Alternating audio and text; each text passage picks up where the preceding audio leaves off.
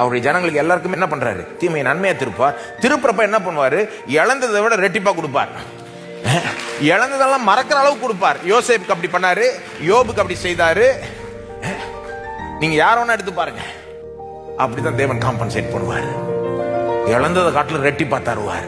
இழந்ததை நீங்க பெருசா ஒரு இழப்பா நினைக்காத அளவுக்கு அதை அப்படி திருப்புவார். இது ஒரு பிரின்சிபிள். எல்லாருக்கும் அப்படிதான் செய்தார், உங்களுக்கும் அதை செய்வார். ரோமர் 8:28.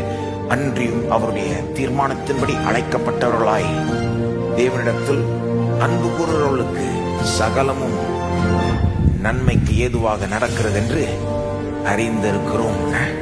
சகலமும் நன்மை கிடையாது, ஆனா சகலமும் நன்மைக்கு ஏதுவாக தான் நடக்குது.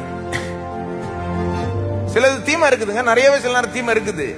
எல்லாமே நன்மை ஒண்ணும் கிடையாது, ஆனா எல்லாமே நன்மைக்கு ஏதுவாக தான். இதுதான் நம்முடைய வாழ்க்கையின் அப்ரோச். நடக்கிற எல்லாமே நன்மைக்கு ஏதுவாக தான் நடக்கும். போ தீமை கூட நன்மையாய் திருப்பப்படும். அந்த தீமையிலிருந்து கூட நன்மையை வரவழைப்பார்.